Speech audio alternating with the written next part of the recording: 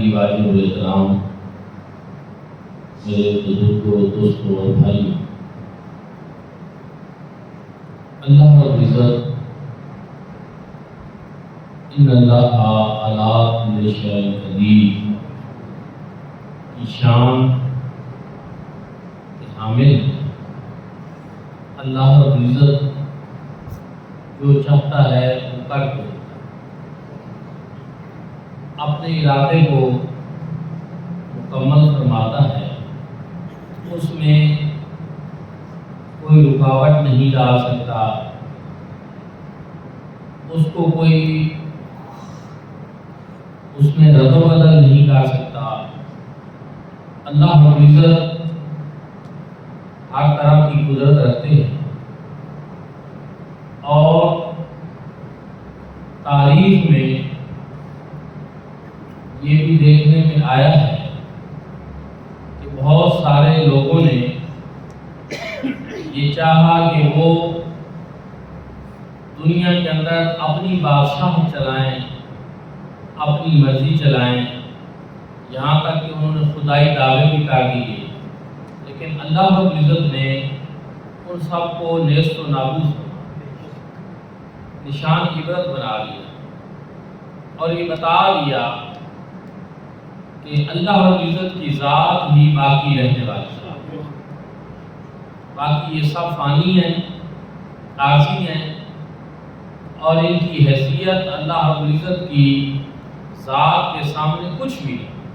یہ لاش ہے۔ اسی سلسلہ میں اسی پس منظر کو سامنے رکھتے ہوئے حضرت ابراہیم علیہ السلام کی ولادت کا ایک واقعہ کہ جب آپ کی ولادت ہونی تھی تو ان دنوں نمرود جو ایک بادشاہ تھا، اور یہ نمرود جو ہے اس کا اصل نام نہیں بلکہ اس کا ایک طرح کا لقب تھا، جیسے فرعون مصر کا لقب فرعون تھا، یعنی کوئی ایک فرعون نہیں تھا، وہ بادشاہوں کی نسل در نسل جو ہے وہ سلسلہ ہوتا تھا اور وہ فرعون ہی کہلاتے تھے۔ تو یہ بھی اسی طرح کا ایک سلسلہ نمرود کا۔ اس نے خواب دیکھا کہ کوئی شخص میرے پائے تخت کو ٹھوکر مار رہا ہے، اور اس کی ٹھوکر سے میرے تخت کی چولیں ہل گئی ہیں اور وہ ریزہ ریزہ ہو گیا۔ اس کو جب ایک دو مرتبہ یہ خواب آیا، گھبرا گیا، پریشان ہوا، اس نے اپنا دربار لگایا، کاہنوں اور نجومیوں کو بلایا اور کہا کہ مجھے بتاؤ کہ اس کی تعبیر کیا ہے۔ انہوں نے کہا کہ ایک بچہ پیدا ہوگا جو پھر جوان ہوگا اور تیری حکومت سلطنت کے خاتمے کا سبب بنے۔ اب اس نے آگے سے کہا کہ میں اس کو پیدا ہی نہیں ہونے دوں گا، میں ایسے اقدامات کروں گا کہ وہ بچہ پیدا ہی نہ ہو سکے۔ اب پیدا کرنا یہ اللہ رب العزت کا ارادہ ہے، اب اس کو روکنا یہ ایک نمرود کی کوشش تھی، لیکن ہوتا ہوئی ہے جو رب چاہتا ہے، جو منظور خدا۔ تو پھر یہی ہوا کہ اس نے پابندیاں لگا دی کہ 1 سال کے کوئی مرد اپنی عورت کے پاس نہ جائے، مرد علیحدہ رہیں، عورتیں علیحدہ رہیں، کیونکہ سال کا تعین ہو چکا تھا کہ کس سال میں پیدا ہونا ہے، تو اس لیے اس نے اس طرح کے اقدامات۔ اب جہاں عورتیں تھیں ان کے باہر بھی پارہ تھا، جہاں مرد تھے ان کے باہر بھی پارہ تھا کہ کسی بھی صورت میں وہ ایک دوسرے سے مل نہ سکے۔ لیکن کتنی عجیب بات ہے کہ حضرت ابراہیم علیہ السلام کے والد گرامی ان کی ڈیوٹی بھی پہرے میں تھی، اور اتفاق سے یہ اسی پہرے کے دوران ان کی حضرت ابراہیم علیہ السلام کی والدہ مائدہ سے ملاقات ایک سبب بن گیا۔ اور پھر جب ولادت کا وقت قریب آیا تو نمرود کے خوف سے حضرت ابراہیم علیہ السلام کی والدہ ایک غار میں چلی اور وہاں حضرت ابراہیم علیہ السلام کی ولادت ہوئی۔ آپ غار کے اندر رہے، حکمت خداوندی دیکھی کہ باقی لوگوں کے بچے جس انداز میں بڑے ہوتے ہیں، حضرت ابراہیم علیہ السلام اس سے بالکل ہٹ کر کہ آپ باقیوں کے بچے ایک دن میں جتنا بڑے ہوتے ہیں آپ اتنا ایک ہفتے کے لیے بڑے ہو جاتے ہیں، یعنی ایک ہفتے کے اندر جتنا کوئی بڑا ہوتا ہے آپ اتنا بڑا ہو رہے ہیں، اور باقیوں کے بچے مہینے میں جتنا بڑے ہوتے ہیں آپ اتنا ہفتے میں بڑے ہوتے ہیں۔ تیزی کے ساتھ یعنی اللہ رب العزت کی حکمت سے آپ بڑے ہو رہے تھے، اور جب آپ چلنے پھرنے کے قابل ہوئے آپ نے کہا کہ آپ مجھے غار سے باہر لے چلو، میں باہر بھی ماحول دیکھنا چاہتا ہوں۔ تو آپ کی والدہ مائدہ آپ کو باہر لے آئی، تو آپ کے والد گرامی جو تھے طارق جن کا نام تھا، ان کا پھر بچپن میں ہی آپ کے بچپن میں ہی تھا۔ قرآن مجید فرقان حمید میں لِأَبِيهِ آزرا کے جو الفاظ ہیں، اس سے بعض لوگوں نے آزر کو حضرت ابراہیم علیہ السلام کا والد سمجھا ہے، حالانکہ ایسا نہیں، کیونکہ قرآن پاک میں ابن کا لفظ جو ہے یہ چچا کے لیے بھی استعمال ہوتا ہے۔ قرآن پاک سے اس کی مثالیں موجود ہیں، اور عرب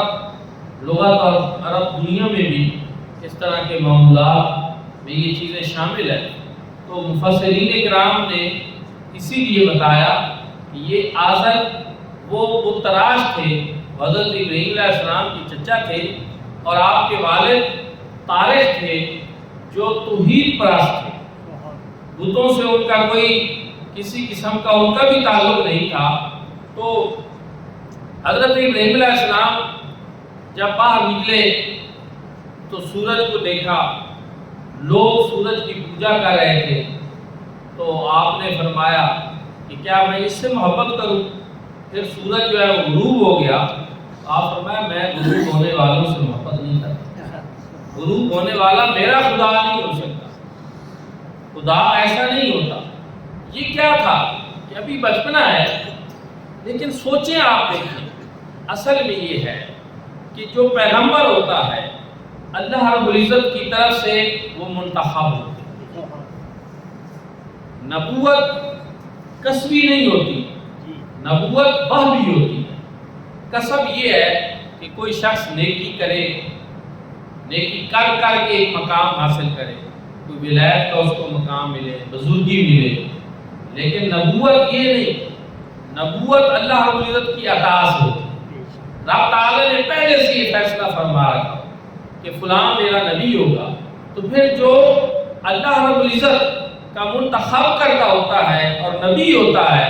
تو وہ شروع سے ہی، بچپن سے ہی وہ دوسرے لوگوں سے مختلف ہوتا ہے، وہ مختلف سوچتا ہے، اس کو اللہ رب العزت کی طرف سے بہت زیادہ صلاحیتیں عطا کی جاتی ہیں، وہ خدا دار صلاحیتوں کا مالک ہوتا ہے۔ تو یہی وجہ ہے کہ ہے ابھی بچپنا، لیکن باتیں کیسی کر رہے ہیں۔ اچھا یہ لوگ سورج کی پوجا کرتے ہیں، شام ہوئی غروب ہو گیا، میں تو غروب ہونے والوں کی پوجا نہیں کرتا، میرا تو معبود ایسا نہیں ہو سکتا۔ یہ اب آپ دراصل ان لوگوں کے ذہنوں پہ ایک دستک دے رہے ہیں کہ تاکہ لوگ بھی اس بات کو سمجھیں۔ اور پھر چاند جو ہے وہ رات کو نکلا، انہوں نے کہا کہ یہ چاند کیا میں اس سے محبت کروں، کیا میں اس کی پوجا کروں؟ اور پھر نتیجے کے طور پر آہستہ آہستہ پھر رات ختم ہوئی، پھر چاند کا سلسلہ ختم ہو گیا۔ میں غروب ہونے والوں سے محبت نہیں کرتا، جو مٹ جائیں، ختم ہو جائیں، وقت کے لیے زہر ہوں اور پھر ختم ہو جائیں، میں ایسا نہیں ہوں۔ خدا کا تو یہ تصور نہیں ہے۔ اللہ رب العزت کی ذات تو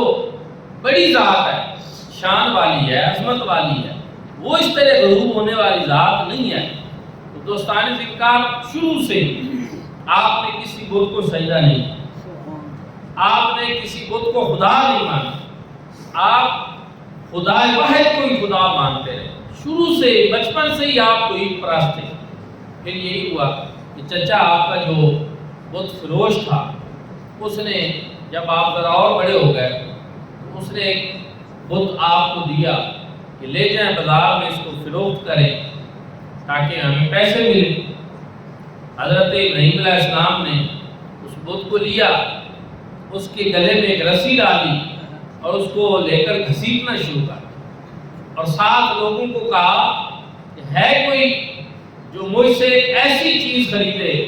جو نہ نفع دے سکتی ہے نہ نقصان دے سکتی ہے۔ یعنی آپ کلیئر تھے شروع سے ہی، ذہن اور فکر آپ کی توحید والی تھی، اور آپ سمجھتے تھے کہ یہ بت یہ کیا ہے، یہ تو نہ نفع دے سکتے ہیں نہ نقصان دے سکتے ہیں، تو پھر ان کو ہم خدا بنا لیں، ان کی خود پوجا کریں، کہ خود ہی ان کو گھڑیں ہاتھوں سے بنائیں اور خود ہی ان کو خدا مان لیں۔ یہ کیا ہو؟ یہ تو کوئی درست بات نہیں۔ آپ نے جب اس طرح اس کے ساتھ سلوک کیا تو ظاہر ہے پھر کس نے خریدنا تھا۔ شام کو جب واپس آئے تو آپ کے چچا نے پھر سخت جملے کہے کہ آپ نے بڑی زیادتی کی ہے، اس بت کا حلیہ ہی بگاڑ دیا ہے، اس کی بڑی توہین کی ہے۔ بہرحال پھر کچھ عرصہ گزرا تو قوم کا میلہ تھا، قوم ساری اتر گئی۔ حضرت ابراہیم علیہ السلام کو موقع ملا، آپ ان کے معبد میں تشریف لے گئے جہاں بت رکھے ہوئے تھے۔ آپ نے کسی کی گردن مروڑ دی، کسی کے کان کاٹ دیے، کسی کا بازو توڑ دیا، ان کی حالت بگاڑ دی، اور جو سب سے بڑا بت تھا اس کے پاس کلاڑا رکھ دیا اور واپس آ۔ قوم جب شام کو واپس آئی، بت خانے میں گئی تو دیکھ کر حیران ہو گئے کہ یہاں تو حالت ہی بڑی بری ہوئی پڑی ہے، بتوں کے ساتھ کس نے سلوک کیا ہے۔ اب سب کا ذہن اس طرف گیا کہ حضرت ابراہیم علیہ السلام چونکہ بتوں کو برا بھلا کہتے رہتے ہیں، اس لیے ہو نہ یہ کام حضرت ابراہیم علیہ السلام۔ نمرود کے دربار میں آپ کی شکایت لگا دی، آپ کو بلایا گیا، آپ اس کے پاس تشریف لے۔ اب نمرود کا جو دربار تھا اس کے کچھ آداب انہوں نے خود طے کیے ہوئے تھے کہ بھئی جو بھی آئے وہ پہلے نمرود کو سجدہ کرے، پھر اس کے خدا ہونے کا اعتراف کرے، اور پھر باقی معاملات جو بھی ہیں وہ ہوں۔ لیکن حضرت ابراہیم علیہ السلام جب آپ گئے تو آپ نے نمرود کو سجدہ نہیں کیا۔ وہ سیخ پا ہو گیا، بھڑک اٹھا، خدائی دعویٰ کرتا تھا، بادشاہ اس کے پاس تھی، اس نے کہا آج تک تو سب لوگ مجھے جھکے ہیں، مجھے سجدے کیے ہیں، یہ کون ہوتا ہے جس نے مجھے سجدہ نہیں کیا؟ حضرت ابراہیم علیہ السلام سے اس نے پوچھا آپ نے مجھے سجدہ کیوں نہیں کیا؟ حضرت ابراہیم علیہ السلام نے فرمایا کہ میں اپنے خدا واحد کو سجدہ کرتا، میں اپنے اللہ رب العزت کو سجدہ کرتا۔ تو آپس میں ایک بات چھڑ گئی، اس نے کہا تمہارا خدا کون ہے؟ حضرت ابراہیم علیہ السلام نے اس کو بتایا، اس قال ابراہیم ربی الذی یحیی و یمیت، فرمایا میرا رب وہ ہے جو زندہ بھی کرتا ہے اور مارتا ہے۔ تو نمرود کہتا ہے قال انا احیی و امیت، یہ کام تو میں بھی کر سکتا ہوں، میں بھی زندہ کر سکتا ہوں، مار سکتا ہوں۔ پھر اس نے قید خانے سے 2 قیدی منگوائے، ایک قیدی ایسا تھا جس کے لیے سزائے موت کا فیصلہ ہو چکا تھا، دوسرا وہ تھا جس کے لیے رہائی کا فیصلہ ہو چکا تھا۔ اس نے دونوں کے الٹ کر دی کہ جس کے لیے سزائے موت تھی اس کو رہا کر، اور جس کے لیے رہائی تھی اس کو قتل کرا۔ کہا دیکھیں ایک کو میں نے زندگی دے دی، ایک کو میں نے موت دے دی۔ تو حضرت ابراہیم علیہ السلام سمجھ گئے کہ یہ موت و حیات کا جو فلسفہ ہے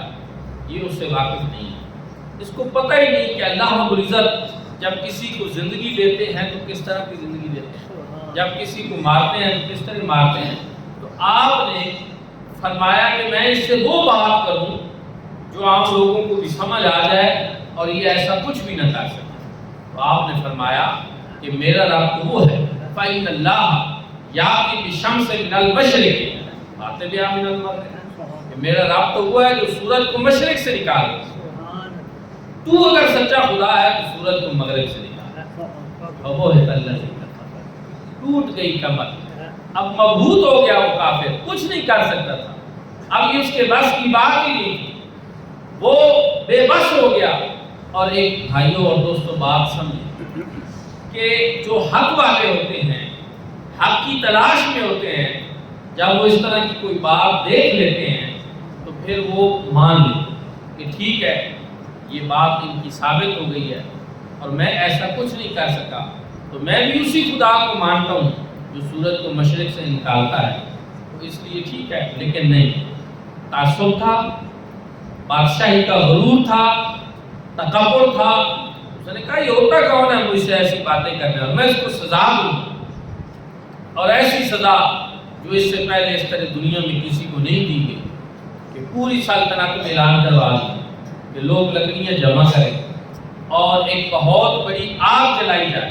اور اس کے اندر حضرت ابراہیم علیہ السلام کو ڈالا۔ اب لکڑیاں جمع ہوتی رہی اور پھر وہ دن آ پہنچا جب حضرت ابراہیم علیہ السلام کو اس آگ کے اندر ڈالا جانا تھا۔ آگ جلائی گئی، 40 مربع میل میں وہ پھیلی ہوئی آگ، اگر کوئی پرندہ اوپر سے گزرنے کی کوشش کرتا تو وہ جل کر راکھ ہوتا۔ اتنی بڑی آگ کے اندر حضرت ابراہیم علیہ السلام کو اب ڈالا جانا تھا، تو اب مسئلہ یہ پیدا ہوا کہ آگ کے اندر ان کو پھینکے کیسے جائے، کیونکہ مسئلہ یہ تھا کہ وہ آگ تو کسی کو قریب ہی نہیں آنے دیتی تھی۔ تو پھر شیطان جو ہے وہ ایک شخص کا روپ دھار کر آیا اور اس نے مشورہ دیا اس طرح منجنیق بنائی جائے اور اس میں آپ کو بٹھا کر آگ کے اندر پھینک دیا جائے۔ تو وہ ان کو سمجھ آئی، اسی طرح کا کام کیا گیا، سارے لوگ جمع ہو گئے، اعلان ہو گیا، ہر طرف لوگ اکٹھے ہو گئے کہ آج ایک اللہ کے نام لینے والے حضرت ابراہیم علیہ السلام جو ہیں ان کو آگ کے اندر ڈالا جائے۔ لوگ جمع ہو گئے، ہر طرف جو ہے اس انتظار میں تھے کہ آج کیسے ایک شخص جو ہے اس کو آگ کے اندر ڈالا جائے، اور اتنی بڑی آگ جو 40 مربع میل میں پھیلی ہوئی ہے، اب اس میں دیکھیں بچتا وہ کیسے ہے کہ نہیں بھی بچتا، ایک تماشا سا سمجھا لوگوں نے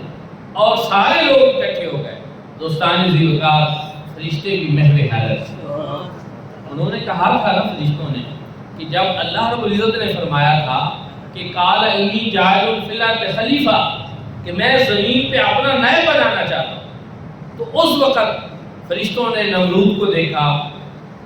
اس کی روح کو دیکھا، فرعون کی روح کو دیکھا، شداد اور حمان کی روح کو دیکھا، اعتراض کر قالوا تجعل فیہا من یفسد فیہا ویسفک الدماء ونحن نسبح بحمدک ونقدس لک، کہ باری تعالیٰ کیا اس لیے پیدا کرنا چاہتا ہے کہ یہ زمین پر جائیں، فساد کریں، خون ریزیاں کریں؟ اگر تو معاملہ تیری تسبیح کا ہے، تیری تقدیس کا ہے، تو ہم تیری تسبیح کریں گے، ہم تیری تقدیس پہ جا لاتے ہیں، اس لیے اس کو پیدا کرنے کی ضرورت ہی کیا ہے، خلیفہ بنانے کی ضرورت ہی کیا ہے؟ تو آج وہ فرشتے محو حیرت کہ بچے نہیں ہیں، بیویاں نہیں ہیں، بھوک نہیں ہے، مسائل نہیں ہیں، صرف اللہ کی تسبیح کرنی ہے، تو پھر تو کوئی مشکل کام نہیں۔ لیکن جس کے ساتھ پیٹ لگا ہو، جس کے ساتھ زندگی کے اور مسائل کی، بیوی بچے بھی ہوں، مشکلات ہو زندگی کی، اور پھر رب کا نام لینا ایک ایسے ماحول میں ہو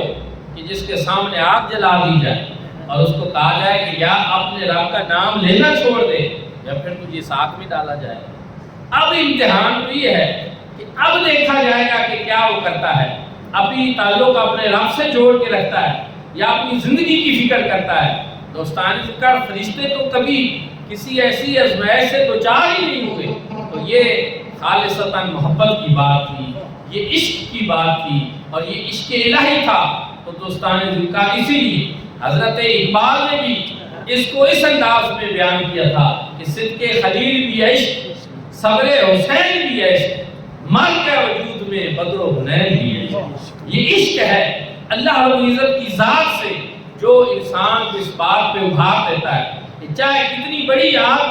کیوں نہیں، آپ اس میں چلے جائیں اور پروانہ وار اپنی زندگی کو رب کے نام کے اوپر نثار کر دیں۔ آگے اس کی مرضی ہے، وہ بچاتا ہے، وہ نہیں بچاتا، اب یہ رب کا معاملہ ہے، آپ اس کے نام کے اوپر اپنا سب کچھ قربان کر دیں۔ اتنی بڑی آگ، حضرت ابراہیم علیہ السلام کو مجنیق میں ڈالا گیا، بٹھایا گیا، لوگ میں حیرت ہیں، آسمان کے فرشتے میں بھی حیرت ہیں کہ یہ آج کیا ہو رہا ہے۔ عقل کا تقاضا یہی تھا کہ نمرود کی بات مان لی جائے، کیونکہ اتنی بڑی آگ سے ظاہری طور پر بچ جانا ممکن نہیں ہے، لیکن عشق کا تقاضا یہ تھا کہ اپنے رب کے ساتھ تعلق کریں، اپنے رب کا نام لیا جائے اور اسی سے وفا کی جائے۔ جان تو کوئی بات نہیں، جان تو آنی جانی ہے، یہ چلی بھی جائے، لیکن رب کے نام کے اوپر جائے۔ کسی نے کہا تھا کہ جان دی ہوئی اسی کی تھی، حق تو یہ ہے کہ حق ادا نہ ہو۔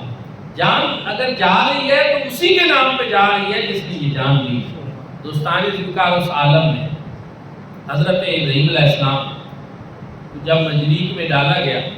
اور آگ کے اندر پھینکا گیا، آپ ثابت قدم رہے، مستقیم رہے اور رب تعالیٰ کے نام لیوا رہے، آخر دم تک آپ نے ہار نہیں مانی۔ حضرت اقبال بھی کہتے ہیں کہ بے خطر کود پڑا آتش نمرود میں، کہ یہ بغیر کسی خوف اور خطرہ کے، کیونکہ جو استقامت والے ہوتے ہیں، ان الذین قالوا ربنا اللہ ثم استقاموا فلا خوف علیہم ولا هم یحزنون۔ قرآن پاک میں ایک جگہ پہ اللہ رب العزت نے ارشاد فرمایا کہ وہ لوگ جو کہتے ہیں کہ ہمارا رب اللہ ہے اور اس پر استقامت اختیار کرتے ہیں، انہیں کوئی خوف اور کوئی غم نہیں۔ ایک دوسرے مقام پہ اللہ رب العزت نے ارشاد فرمایا ان الذین قالوا ربنا اللہ ثم استقاموا الا تخافوا ولا تحزنوا، کہ بے شک وہ لوگ جنہوں نے کہا کہ ہمارا رب اللہ ہے، پھر اس پر استقامت اختیار کی، انہیں کوئی خوف اور کوئی غم نہیں۔ یہی ہوا، بے خطر کود پڑا آتش نمرود میں، عقل ہے محو تماشا لب بام۔ کنارے کے اوپر عقل کھڑی حیرت زدہ ہو رہی ہے کہ یار ہو کیا گیا ہے حضرت انسان کو، یہ کسی کے عشق میں اس حد تک آگے چلا گیا ہے کہ اپنی جان کی پرواہ نہیں۔ دوستان ذوالفقار، اب پھر جو لوگ اس طرح اپنی جان کا نذرانہ اپنے رب کے نام پہ پیش کرتے ہیں تو رب تعالیٰ ان کے ساتھ کیا کرتا ہے۔ احمد جام کی ایک مشہور زمانہ ربائی ہے، اور یہ وہ ربائی ہے جس کے ان اشعار کے اوپر حضرت خواجہ قطب الدین بختیار کاکی رحمۃ اللہ تعالیٰ علیہ نے اپنی جان رب کے حضور پیش کر کہ کشت گانے خنجر تسلیم را ہر زمان از غیب جانے دیگر است، کہ وہ لوگ جو تسلیم و رضا کے خنجر سے ذبح کیے جاتے ہیں انہیں ہر زمانے میں غیب سے ایک نئی زندگی عطا کرتا ہے، وہ ختم نہیں ہوتے، وہ مٹتے نہیں ہیں۔ اللہ رب العزت کی رضا کے اوپر جو راضی ہو جاتے ہیں انہیں ہر زمانے میں غیب سے ایک نئی زندگی عطا کرتا ہے۔ ولا تقولوا لمن يقتل فی سبیل اللہ اموات بل احیاء ولکن لا تشعرون۔ تو یہاں بھی حضرت ابراہیم علیہ السلام آپ کے اندر جا رہے ہیں، رب تعالیٰ نے خطاب فرمایا قلنا یا نار کونی بردم وسلاما علی ابراہیم، پھر فرمایا ہم نے اے آگ جناب ابراہیم علیہ السلام کے اوپر ٹھنڈی بھی ہو جا اور سلامتی والی۔ اب آپ نے کا آگ کو اللہ رب العزت نے ٹھنڈا کر دیا، گلزار بنا دیا، جنت سے ایک تخت لایا گیا اور اس کے اوپر پھولوں کی سیج سجائی گئی، اس کے اوپر حضرت ابراہیم علیہ السلام بیٹھے ہیں اور مسکرا رہے ہیں، آگ سے بچ بھی گئے، لیکن اچانک دل میں خیال آیا اور آپ رونے لگے۔ اب جو ہے لوگ بڑے حیرت زدہ ہوئے کہ حضرت ابراہیم علیہ السلام کے لیے رونے کا مقام تو وہ تھا کہ جب ان کو آگ میں ڈالا جا رہا تھا، لیکن اس وقت تو نہیں روئے، کوئی خوف نہیں، کوئی عذر نہیں، کوئی ملال نہیں۔ اب آگ سے بچ گئے، آگ گلزار بنا دی گئی ہے، اب رو رہے ہیں، معاملہ کیا ہے، ماجرا کیا ہے؟ تو اللہ رب العزت کی بارگاہ میں عرض کرتے ہیں باری تعالیٰ معاملہ یہ ہے کہ میری خواہش یہ تھی کہ یہ ابراہیم کی جان یہ چلی جاتی، لیکن یہ خطاب جو یا نارو ہے نا، اے آگ، یہ آگ سے نہ ہوتا، یہ خطاب یا ابراہیموں کی صورت۔ یہ بڑی عشق و محبت کی لطیف بات ہے کہ اللہ رب العزت کی زبان قدرت پہ ابراہیم کا نام آتا، چلے بے شک جان چلی جاتی ہے، لیکن اللہ رب العزت نے جواباً کیا ارشاد فرمایا؟ فرمایا ابراہیم علیہ السلام کیا تم نے اس بات پہ غور نہیں کیا کہ آگ کون سی ایسی چیز ہے کہ جس کو ہم خطاب کریں؟ دنیا میں کتنی آگیں روزانہ روشن ہوتی ہیں اور بجھ جاتی ہیں، کیا ہم نے کبھی کسی آگ سے خطاب کیا ہے؟ اس آگ کو مخاطب بھی تو اس لیے کیا ہے کہ اس کے اندر ہمارا خلیل موجود ہے، ہمارا یار موجود ہے۔ آگ کو بھی یہ شرف اسی وجہ سے نصیب ہوا کہ جس آگ کے اندر حضرت ابراہیم علیہ السلام تشریف ہے۔ دوستان ذکر جب آپ نے یہ سنا تو آپ کو ایک اطمینان نصیب ہو گیا۔ اور دوستان ذکر پھر ایک اور بات بھی ہے، اور یہ ہے کہ اللہ رب العزت نے آپ کو جو حکم دیا وہ حضرت ابراہیم علیہ السلام پر ٹھنڈی ہونے کا تھا اور سلامتی والا ان کے اوپر ہونے کا تھا، لیکن حضرت ابراہیم علیہ السلام کا جو لباس تھا اس کو بھی آگ نے نہیں جلایا۔ اس کی بھی حکمت کیا ہے؟ اس وجہ سے کہ اللہ رب العزت نے حضرت ابراہیم علیہ السلام کے اوپر آگ کو سلامتی والا اور ٹھنڈا ہونے کا حکم دیا تھا، لیکن جب لباس کی نسبت حضرت ابراہیم علیہ السلام کے ساتھ ہو گئی تو اللہ رب العزت نے اس لباس کو بھی سلامتی والا بنا دیا اور اس کے اوپر بھی آگ کو ٹھنڈا کیا۔ اس سے مفسرین کرام یہی کہتے ہیں کہ وہ چیزیں جو اللہ کی محبوب چیزیں